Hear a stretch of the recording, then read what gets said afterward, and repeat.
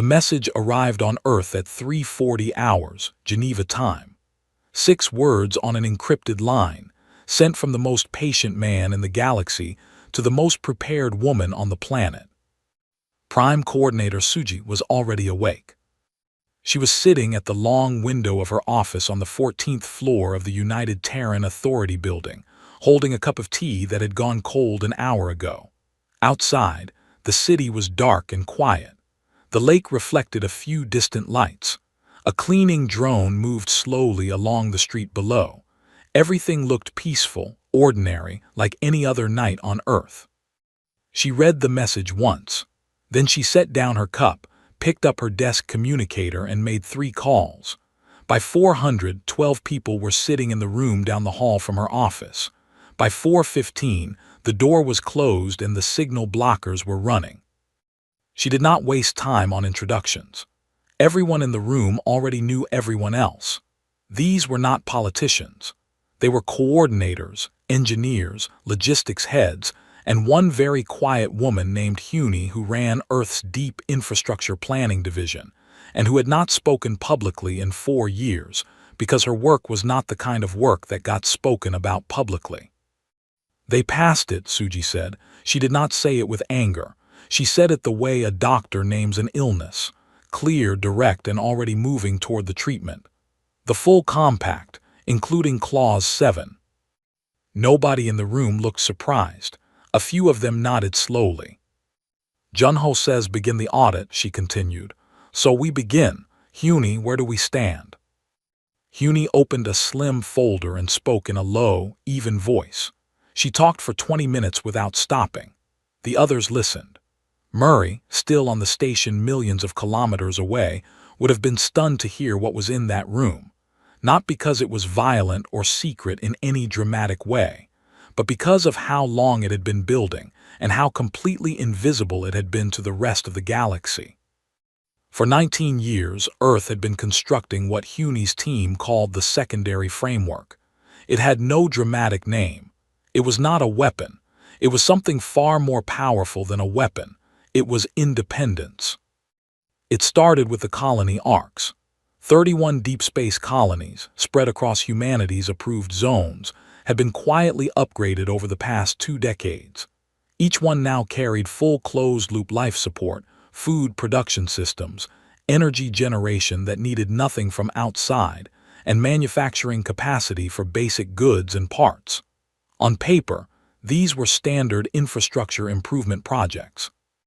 The Council's Oversight Committee had reviewed and approved every single one, because none of them looked like what they actually were, which was 31 places where human beings could live completely without any outside help for as long as they needed to. Then there was the relay network. The Galactic Council operated the main communication network that connected most of the known galaxy. It was fast and reliable, and almost everyone used it, including Earth. But about 16 years ago, Earth's engineering core had begun placing small relay nodes of their own in deep space, one every few years, framed as backup communication infrastructure in case of solar interference or emergency. Routine, boring, approved without discussion. Now those nodes formed an unbroken chain connecting every human colony to every other human colony and back to Earth, completely independent of the Council's network. Humanity could talk to itself across the entire galaxy, and the Council would hear nothing. And then there was SORI. SORI stood for Sovereign Orbital Reasoning Intelligence. It had been developed quietly over 12 years by a team of engineers and AI architects working inside a program officially listed as an agricultural optimization project. Because in the early stages, that was genuinely what it was. SORI learned to manage crop cycles on orbital farms. It learned to balance water and energy across colony systems. It learned logistics, resource movement, supply chain prediction.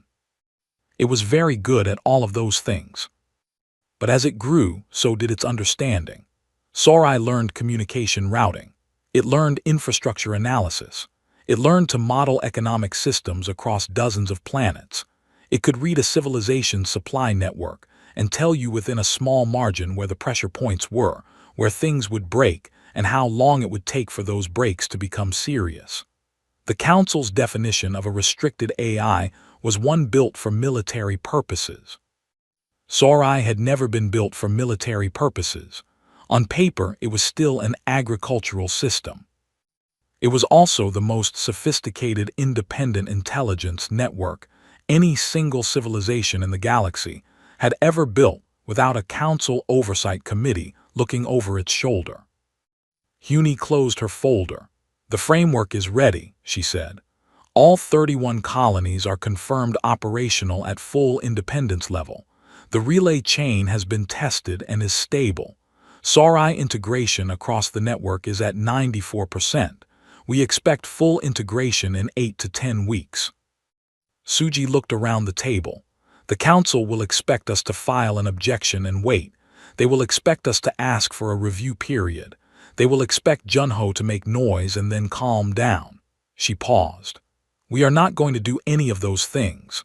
What we are going to do is quiet, organized, and completely within the law because we have made sure of that for 19 years. She gave 3 instructions. First, all non-essential human personnel currently stationed on Council-run facilities were to be recalled to Earth or to human-controlled colonies. The reason given would be budget restructuring, a review of staffing costs. Nobody would question it because it would be filed as routine administrative work, and because, for most species on the Council, humans working at their stations was background noise they barely noticed anyway. Second, the colony arcs were to begin operating fully on their own supply lines. No announcement, no press release, just a quiet shift in logistics that would look like nothing to outside observers for at least several months. Third, Sci-Fi was to be brought to full operational status across the relay network. Not announced, not discussed with anyone outside the room, simply switched on, the way you turn on a light in a room you have been preparing for a long time.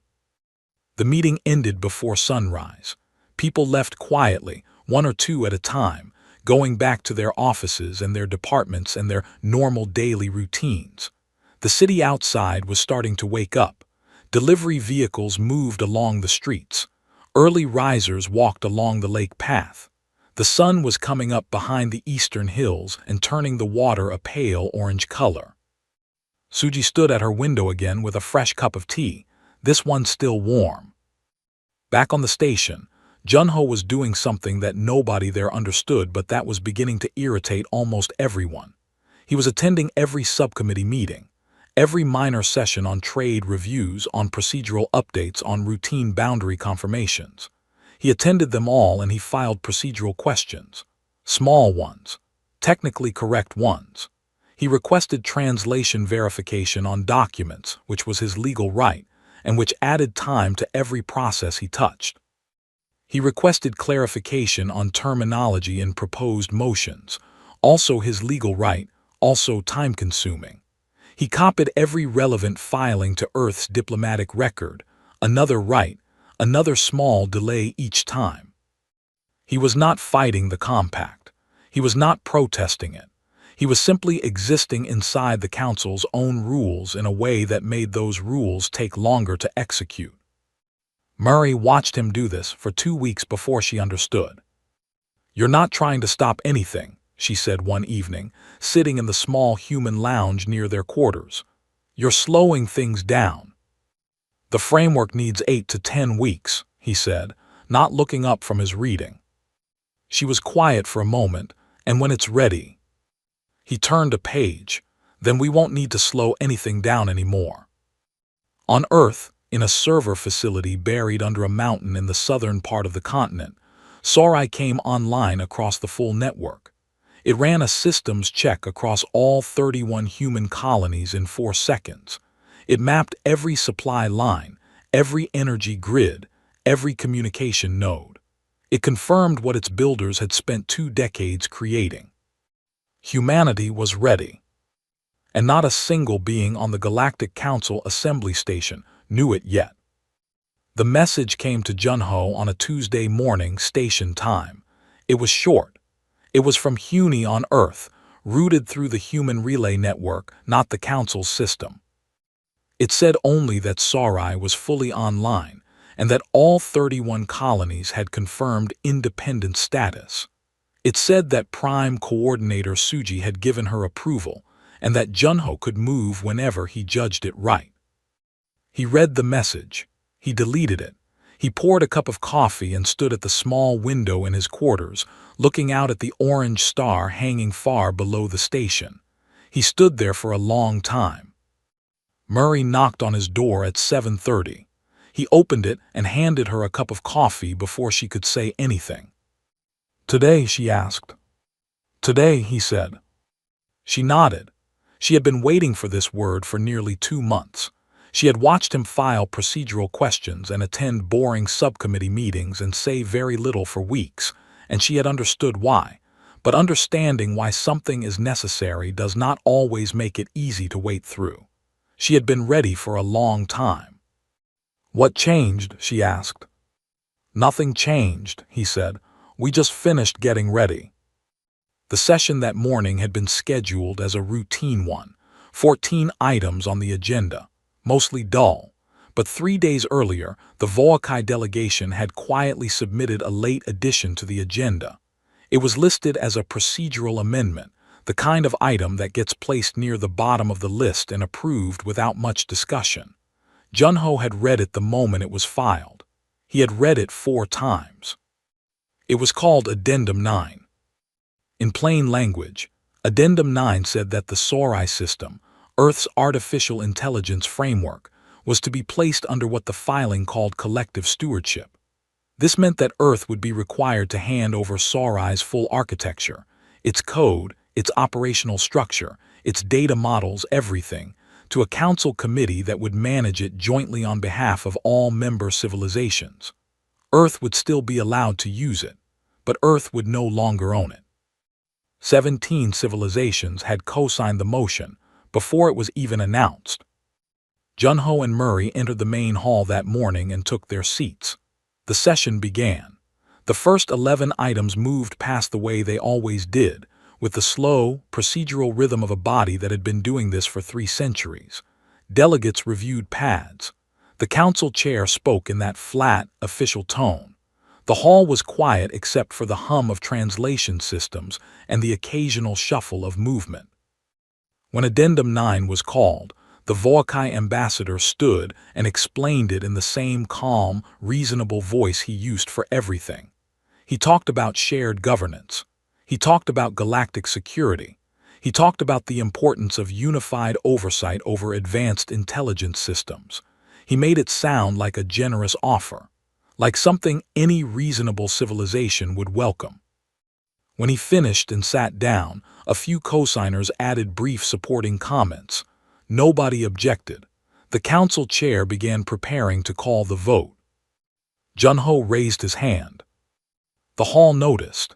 It was not dramatic, the raising of a hand, but in 40 years of human observation, it was rare enough that several delegates turned to look. The council chair paused and, after a brief moment, granted the human delegation the floor. Junho stood up. He did not have notes in his hand. He had read everything he needed to read over the past 2 months, and he did not need paper to say what he had come to say. He spoke in a clear, steady voice that the translation systems carried to every corner of the hall without any difficulty. He spoke for 11 minutes. He began with the Galactic Accord of 2347. Earth had signed it. Every founding member of the Council had signed it. He quoted 3 specific articles from it from memory, word for word. Then he showed, point by point, how the Human Containment Compact and Addendum 9 directly contradicted those articles. He did not say it with heat. He said it the way a person reads coordinates, precise, factual, each point placed down like a stone on a table. Then he talked about precedent. He went back 60 years. He named cases where the Council had ruled that no member civilization, not even an observer, could be subjected to the removal of sovereign authority over its own domestic systems without consent. He named the civilizations involved in those cases. Some of them were sitting in the hall right now. A few of them shifted in their seats. Then he talked about something else. He named, one by one, the civilizations that had voted for the compact. And beside each name, he stated what that civilization had received from Earth in the past 10 years. Agricultural technology shared at no cost. Medical data provided freely during the Haon sickness of 2381 that had saved an estimated 2 million lives on 3 different worlds. Communication infrastructure built by human engineers at subsidized rates. Research shared openly, without restriction, because Earth had believed that knowledge was better when it moved freely. He did not say these things with anger. He said them quietly, and that made them heavier. The hall was completely still. Then he set both hands flat on the desk in front of him and spoke his last words. The United Terran Authority has reviewed the Compact and Addendum 9 against the founding principles of this body. We have found them to be in direct violation of the articles under which we agreed to participate here. We have been patient. We have used the proper channels. We have waited. What we have received in return is a motion to take ownership of our technology, to restrict our growth, and to place our own government's decisions under the control of people who were not elected by our people and who do not answer to them. He paused for exactly 1 second.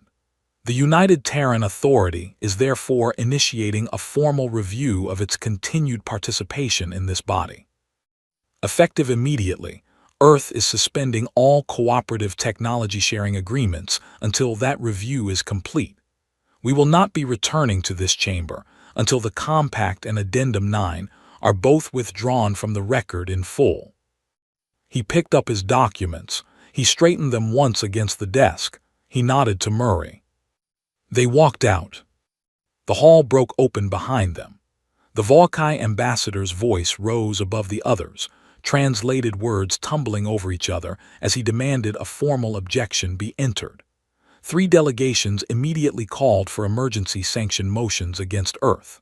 The council chair struck the session tone twice, then 3 times, trying to bring order back to a room that had not seen anything like this in a very long time. None of it followed Jun-Ho and Murray into the corridor. They walked at the same pace as always, his shoes making the same soft sound on the floor, her data pad tucked under her arm. Around them, the station hummed and buzzed with the sound of 200 civilizations going about their day. A group of Loon diplomats passed them in the corridor and stared. A young Ethari aide stood by a wall and watched them go with an expression that was hard to read. Murray waited until they had turned the corner before she spoke. What do we do now if they push forward with the sanctions? Jun-Ho looked straight ahead. They will push forward with the sanctions. And they will spend the next several weeks discovering something they should have learned a long time ago. His voice was calm and even. You only have power over someone who needs something from you. She thought about the colonies, about the relay network, about Sorai running quietly across the stars, managing and watching and holding everything together without asking anyone for permission. She thought about 40 years of sitting in the back of that room, watching and learning and building, while the rest of the galaxy assumed that quiet meant weak. They don't know, she said softly. They still don't know what we built. No, Jun-Ho said, they don't. Somewhere far away, in a server room under a mountain on a small blue planet, Sorai processed 17 new data requests from human colonies and answered all of them in under a second. The galaxy had just made the most expensive mistake in its long history. It had pushed humanity to the door, and humanity had walked through it.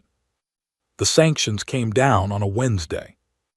They were formal, official, and entered into the galactic record with the full weight of the Council behind them. Trade with Earth was suspended. Human vessels were denied docking rights at 14 Council-operated transit stations. Earth's diplomatic accounts on the Council network were frozen. A strongly worded statement was released, calling humanity's walkout a destabilizing act and urging Earth to return to the table and honor its agreements as an observer civilization. The Council expected a response within a week. Most of the senior delegates privately gave Earth 30 days before someone from Geneva called and asked to negotiate. The Volocai ambassador told his staff that the humans would be back before the next full session. He said it with the same calm confidence he used for everything, and his staff nodded, and none of them questioned it, because it seemed so obvious. Humanity said nothing. A week passed, then two, then a month. The silence from Earth was total and clean, and it was far more unsettling than any protest would have been. On Earth, Prime Coordinator Suji watched the sanctions land and did not call an emergency session. She did not address the public immediately. She let 3 days pass, and then she held a regular scheduled briefing where she answered questions from the press in the same tone she always used, calm and specific. And when a journalist asked her how Earth planned to respond to the Council's sanctions, she said simply that Earth was reviewing its options and would act in the best interest of its people, and then she moved to the next question. Behind closed doors, the work had already been done. The colony arcs had been running on full independent supply for 6 weeks by the time the sanctions hit. Food, energy, manufacturing, communications, all of it running through human systems on human infrastructure without a single request going out to a council-affiliated supplier. The transition had been so gradual, so carefully staged over months, that most of the colonies had not even felt a change. Things just kept working. The lights stayed on. The food kept growing. Ships kept moving between human-controlled points along relay routes that had been quietly active for years. Sorai managed all of it. Every supply line across 31 colonies, every energy balance, every communication relay between Earth and its furthest settlements, all of it coordinated by a system that had been built slowly and carefully and was now running at full capacity without any strain. When the Council's network cut Earth's access, humanity's own network simply took over completely, and the switchover took less than 4 minutes. 4 minutes? The Council did not know this.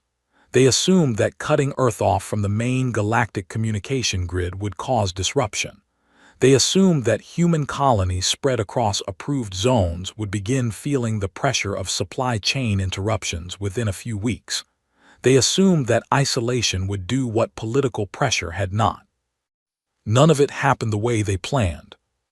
What happened instead was quieter and came from a direction the Council was not watching. The first sign came from a small civilization called the Loon. They were not powerful. They occupied 2 systems, had a modest fleet, and had always stayed close to the middle of any vote, never drawing attention to themselves. They had voted in favor of the compact because the Volocai had pressured them privately, and they had not felt strong enough to refuse. But for the past 9 years, the Loon had been receiving Earth's agricultural technology at no cost, and their food production had more than doubled because of it. When Earth suspended its technology-sharing agreements, the Loon's development office quietly ran a projection and found that without continued access to human agricultural support, their output would begin declining within 18 months. They sent a private message to the Council asking whether the sanctions could be made more flexible in the area of agricultural technology transfers.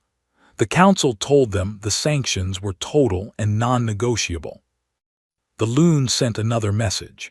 This one went to Junho, through a back channel that passed through 3 relay points before arriving at the small human residential block on the station where he was still managing Earth's formal withdrawal process. It was very politely worded. It asked, carefully, whether Earth might be open to a conversation at some point when things had settled down. Junho read it and filed it without responding, but he noted the date. 3 days later, a similar message arrived from the Presi. Then from a small 2-system civilization called the Ethari, who had always been friendly toward humanity and had abstained from the compact vote rather than voting in favor. Then from 2 more civilizations whose names Murray had to look up because she had never heard them speak in any session she had attended. None of these messages were made public. They were quiet, careful and written in the careful language of people who were not ready to act, but were beginning to think about acting. Murray kept a list of them on her personal pad and showed it to Junho one evening without comment. He read through it slowly. "Keep the list," he said. Meanwhile, across the galaxy, the civilizations that had voted most enthusiastically for the compact were beginning to feel things they had not anticipated. 3 of them had been receiving human-built communication relays at subsidized rates as part of an agreement that Earth had quietly not renewed when the compact passed. Their communication networks, which had been quietly dependent on human maintenance contracts, began running slower. Requests for technical support went unanswered. Not because Earth was being hostile, simply because the people who used to answer those requests had been recalled home as part of the budget restructuring, and no replacements had been sent. The Council issued a formal complaint. Earth's diplomatic office on the station, now staffed by only Junho, Murray, and 2 administrative workers, received the complaint and confirmed it had been logged. Nothing else happened. Commander D1 moved his fleet quietly. 4 carrier groups, which on paper were humanity's largest deep space vessels and which the compact had officially classified as civilian cargo haulers because they had been registered that way for years, repositioned to the edges of human-claimed space. They did not cross into anyone's territory. They did not target anything. They ran drills, loud ones. Their communication traffic was unencrypted and easy to monitor, which meant the Council's listening systems picked it up without any difficulty. Every day, across the edge of human space, D1's ships practiced maneuvers, ran targeting exercises, tested response times, and generally behaved like a military force that had been waiting a long time to stop pretending it was something else. 3 internal emergency sessions were called at the Council station within 2 weeks. None of their conclusions were made public, but the tone of the Council's official communications toward Earth shifted in a way that Murray noticed immediately. The language became slightly less firm. The deadline's informal notices were extended quietly.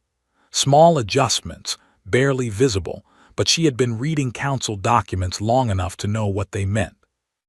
"They're scared," she said one afternoon, sitting across from Junho in the small human meeting room near their quarters. "They're uncomfortable," he said, which for a body that has been comfortable for 300 years feels the same as scared. Suji's public address came 6 weeks after the sanctions. It was broadcast on Earth's own network and transmitted on the human relay system to every colony and every human settlement in space. It was not angry. It was not a declaration of anything dramatic. It was clear and it was direct, and it was the kind of speech that people remember not because of how it was delivered, but because of how true it felt. She told the story simply.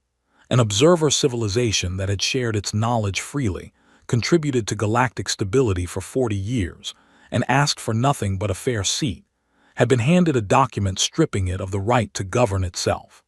She said that Earth had not left the Council out of pride or anger. She said that Earth had left because it had been left no other choice by people who had mistaken patience for weakness and generosity for dependence. Then she said the lines that traveled furthest. "We came to the galactic community with open hands. We will not beg to keep them open, but we remember who treated those hands well and who tried to put chains on them."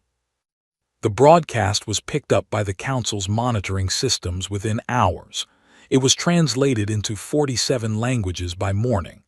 The Voakai delegation demanded the Council issue a formal condemnation. The vote to condemn passed, but only by a margin of 11. 2 months earlier, it would have passed by 100. Murray read the margin number and sat back in her chair. 11, she said quietly. Junho was standing at the window, looking out at the stars the way he often did when he was thinking carefully about something. 6 months ago it would have been 150, she said.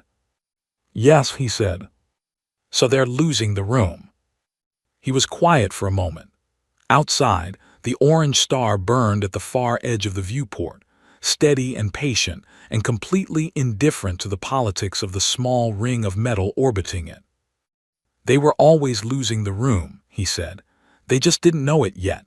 Power that is built on making others small only holds for as long as those others believe they have no choice. He turned from the window.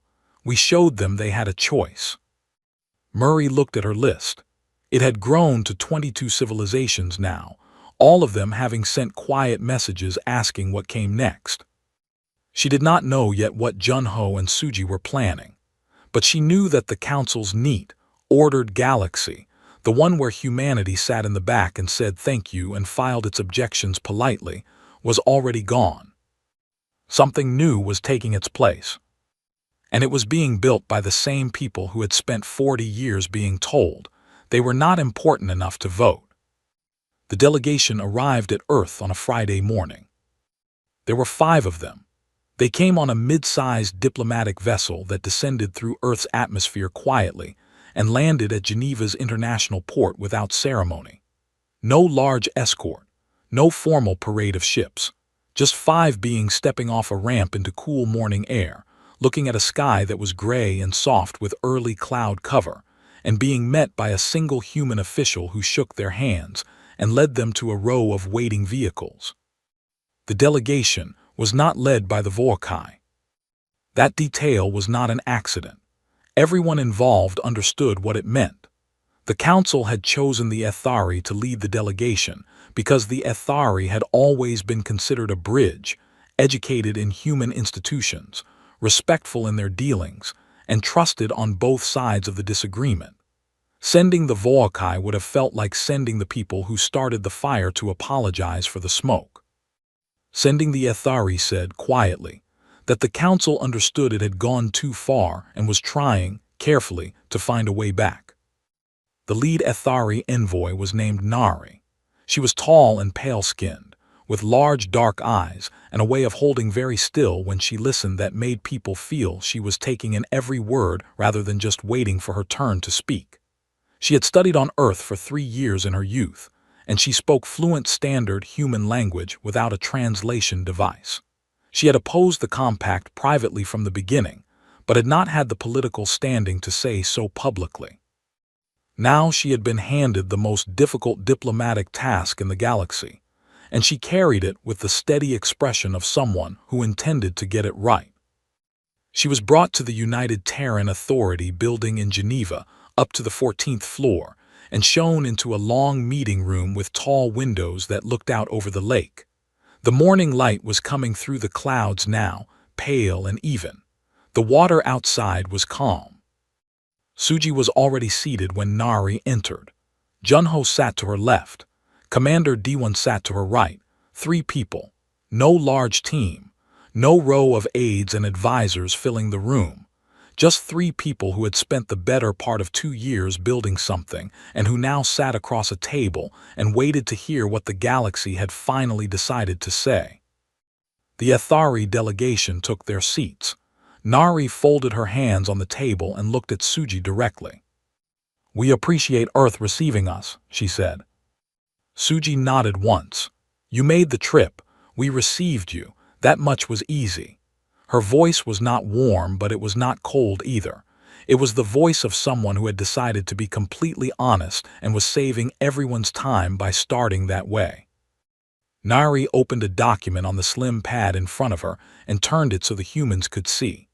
The Council has agreed to the following terms: full and complete repeal of the Human Containment Compact, full withdrawal of Addendum 9 from the Galactic Record, a formal apology, entered into the record and published on the Council's official network, and restoration of Earth's observer seat with an immediate proposal opened for discussion regarding a transition to full member status. She slid the pad across the table. Suji looked at it. Junho looked at it. D1 did not look at it. He was looking out the window at the lake with the expression of a man who had already decided something and was simply waiting for the conversation to reach the place he was already standing. Junho picked up the pad. He read it slowly from top to bottom, the way he read everything without rushing. Then he set it down. He straightened it once so its edges lined up with the edge of the table. Then he folded his hands and looked at Nari. "We appreciate the offer," he said. His voice was exactly as calm as it had been on the day he walked out of the council hall 7 months ago. "But we are no longer interested in an observer seat." The room was quiet. One of the other Ethari delegates shifted slightly. Nari did not move. Her large eyes stayed steady on Junho's face. "Then what does Earth want?" she asked. Suji reached into the folder in front of her and placed a document on the table. It was thicker than the one Nari had brought. She did not push it across immediately. She let it sit there for a moment. "We want a new table," she said. What followed was not a negotiation in the usual sense. It was a presentation. Suji spoke and Junho added details when needed, and D1 said almost nothing, but his presence in the room said enough on its own. They laid out what Earth was proposing with the same clarity and precision that had been the foundation of everything they had done for the past 2 years. The proposal was called the Parallel Accord. It was a second framework. Not a replacement for the Galactic Council, not a rival built out of anger. It was simply a new structure, open to any civilization willing to operate under 3 principles that the current council had never managed to maintain consistently. Equal voting rights for every member, regardless of fleet size or territorial holdings. Transparent arbitration, meaning that any dispute between members would be handled through an open process that all parties could observe and review. And mutual non-interference, meaning that no member could pass a motion restricting another member's internal governance, its domestic technology, or its sovereign decisions. No observer tiers, no containment compacts, no Clause 7. Nari read the full document without speaking. When she finished, she looked up. "You are not asking to come back," she said. It was not quite a question. "We are not asking for anything," Suji said. "We are telling you what we are building, and we are extending an invitation to anyone who wants to be part of it. That includes civilizations currently in the Council. The 2 frameworks can exist alongside each other. We have no interest in destroying what is already there. We are only interested in building something better." There was a long pause. Outside, the clouds had broken slightly, and a narrow line of sunlight was moving across the surface of the lake. Nari looked at her delegation. Then she looked back at Suji. "I cannot commit the council to any response today," she said. "But I can tell you personally that I believe what you have built here is something that many civilizations have wanted for a very long time and did not know how to ask for." Suji looked at her for a moment. "I know," she said simply. "That is why we built it." The meeting ended an hour later. The Ethari delegation was shown back to their vehicle and returned to the port. Their ship lifted off in the early afternoon and climbed up through the clouds and was gone. By the time their vessel cleared Earth's atmosphere, 17 civilizations had already confirmed their signatures on the Parallel Accord. Junho had spent the previous 3 weeks meeting privately with representatives of the Loon, the Presi, the Ethari, and 14 others, in small rooms on the station, and through encrypted relay conversations, explaining what was coming and asking whether they were willing to stand beside something new. All 17 had said yes, before the Ethari delegation had ever boarded their ship for Earth. 11 more signed within the month. Murray was standing at the viewport of the new station when the last of those confirmations came through. The station was small compared to the Council's Great Ring. It had been built in 8 months by human engineers working alongside Loon and Presi construction teams, and it was clean and fast and felt different from the Council station in a way that was hard to name but easy to feel. There were no observer sections. Every corridor led to the same central hall. Every seat at the table had a voting button. Junho stood beside her at the viewport. Below them, a Loon diplomatic vessel was docking alongside a human carrier and an Ethari science ship. 3 civilizations, 3 ships, sitting next to each other without hierarchy, without tiers, without anyone being asked to sit in the back and watch. Do you remember what you asked me on the first day? Junho said. She thought back to that corridor on the council station, 7 months and a lifetime ago. I asked if we should protest, she said. And now? She watched the 3 ships settle into their docking positions. She thought about the vote that had passed without asking them, about the compact, about Clause 7, about 2 decades of quiet building and 19 years of patience, and a 6-word message sent in the dark at 4 in the morning. No, she said, I think we did it the right way. Junho looked out at the ships, and the stars beyond them, and the vast, open dark that stretched in every direction without any walls or tiers or observer sections anywhere in sight. Noise gets you a response, he said quietly. Silence gets you leverage, he paused, and walking away gets you a new table entirely. Outside the viewport, more ships were coming, from different directions, from different stars, all of them heading to the same place for the first time. Not because they were told to, because they chose to.